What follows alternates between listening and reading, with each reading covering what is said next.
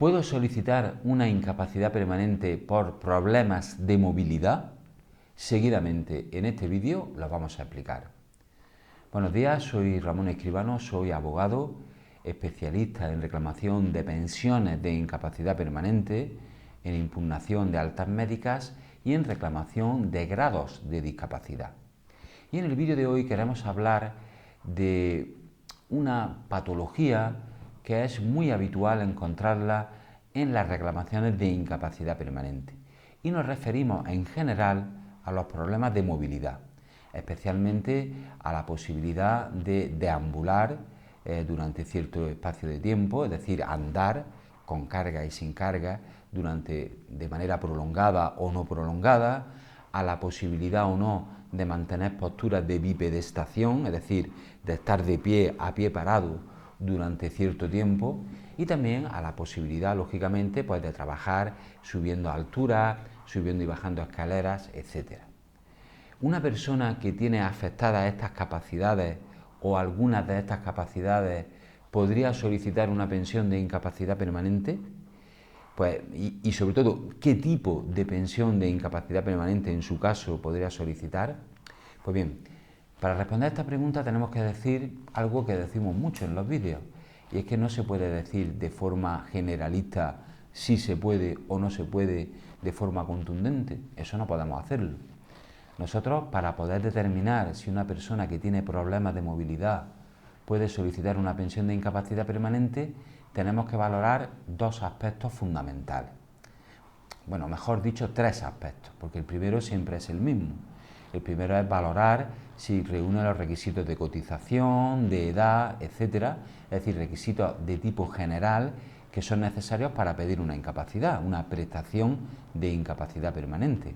No hay que tener la edad de jubilación, hay que tener el tiempo cotizado suficiente en caso de enfermedad común, ya que para accidentes no es necesario tener cotización previa, y además lo que decimos, hay que tener una serie de requisitos de carácter generalista que hay que cumplir en todos los casos, pero eso lo obviamos.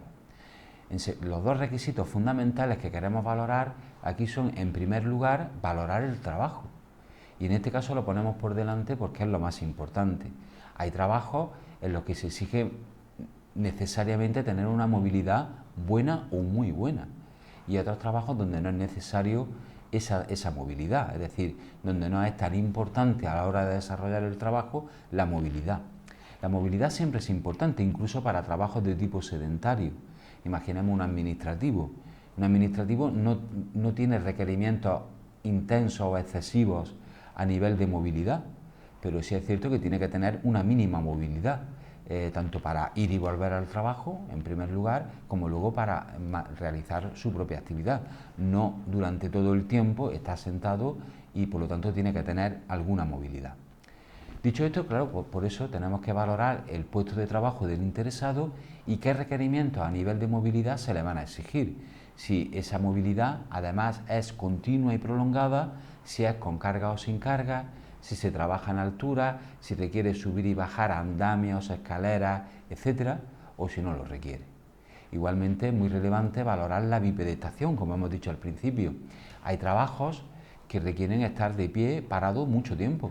Por ejemplo, pensemos en trabajos de vigilancia, vigilantes de seguridad, vigilantes de obras, en fin, hay trabajos en general que exigen estar de pie durante mucho tiempo y por lo tanto hay que mantener requerimientos físicos suficientes para poder desarrollar esa actividad. Por lo tanto, lo primero es valorar el trabajo. ¿Cómo lo valoramos? Lo valoramos con el contrato de trabajo, con la entrevista personal con la persona que va a solicitar la incapacidad, que nos cuenta qué es lo que hace y nosotros pues ya tomamos nota de todos esos aspectos, con las nóminas y categoría profesional que cada persona tenga, que eso implica ya una forma de acreditar cómo es el trabajo que realiza la persona, también con certificados de riesgos laborales que hayan valorado el puesto de trabajo del trabajador o de la trabajadora, etc. Ese aspecto es el primero que hay que determinar. Y el segundo es valorar los informes médicos que acrediten cómo está afectada la movilidad de cada persona. Nos referimos en todo el vídeo a movilidad de miembros inferiores. Ahí podríamos también hablar de la movilidad de miembros superiores, que lo haremos en otro vídeo. Pero estamos hablando de movilidad de miembros inferiores, es decir, de deambulación, bipedestación, etc.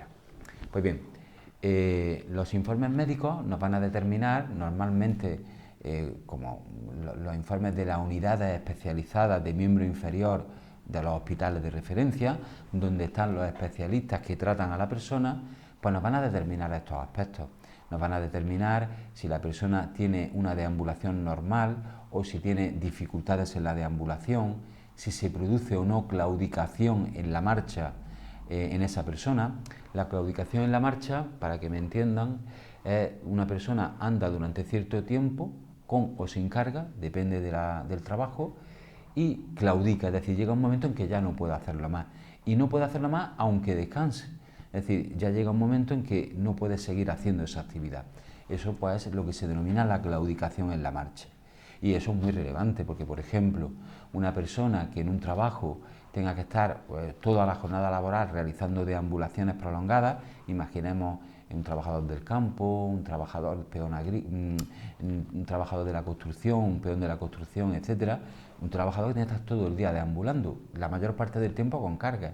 Pues si esa persona tiene una patología en miembros inferiores, da igual que sea a nivel de pies, de rodillas, de tobillo, de cadera, etcétera, y eso provoca que no pueda deambular durante más de 500 metros o durante más de una hora, etcétera, pues entonces, claro, eso es muy relevante, porque poniendo en relación esa limitación con los requerimientos de deambulación que se exigen en su trabajo, pues se va a demostrar que no puede hacerlo. Por lo tanto, hay que valorar los informes médicos desde este punto de vista, de las limitaciones que nos determinen para este aspecto. En esos informes se nos va a especificar si tiene o no esa limitación, si tiene o no limitaciones para estar de pie mucho tiempo y si tiene o no limitaciones también para lo que es subir y bajar escaleras, trabajar en altura, etc. Entonces, valorando las limitaciones objetivadas en esos informes médicos y relacionándolos con los requerimientos de movilidad de miembro inferior que se le exija en el trabajo, podremos determinar si existe una incompatibilidad con el trabajo y de qué tipo. Si la incompatibilidad es que no puede hacer ese trabajo, pero sí podría hacer otro, en ese caso le correspondería una incapacidad total para el trabajo habitual. Pero si la dificultad de movilidad es tan grande que le limita realizar la movilidad, incluso movilidades pequeñas, claudicación de la marcha a los pocos metros, etcétera, incluso va acompañada de otros aspectos como dolor no controlado, etcétera, es decir, en casos graves de movilidad que se le acompañan otra serie de patologías, podríamos incluso pensar en una incapacidad absoluta, ya digo, en casos más graves. Puede corresponder una parcial también, es decir, la limitación que tengo me limita mi rendimiento, pero puedo trabajar, y por tanto en esos casos podríamos aspirar a una parcial. Por lo tanto, en resumen, se puede desde luego obtener una incapacidad permanente por problemas de movilidad de miembros inferiores, pero hay que analizar cada caso en concreto desde el punto de vista laboral y médico. Y cuando tengamos esa valoración podremos determinar qué tipo de prestación de incapacidad permanente podríamos solicitar. Terminamos el vídeo diciendo que esta valoración del caso en concreto, en cada persona, en nuestro despacho es gratuita. Pueden enviarnos un correo electrónico explicándonos su situación, si lo desean le pueden adjuntar los informes médicos que demuestren sus patologías y nosotros lo estudiaremos.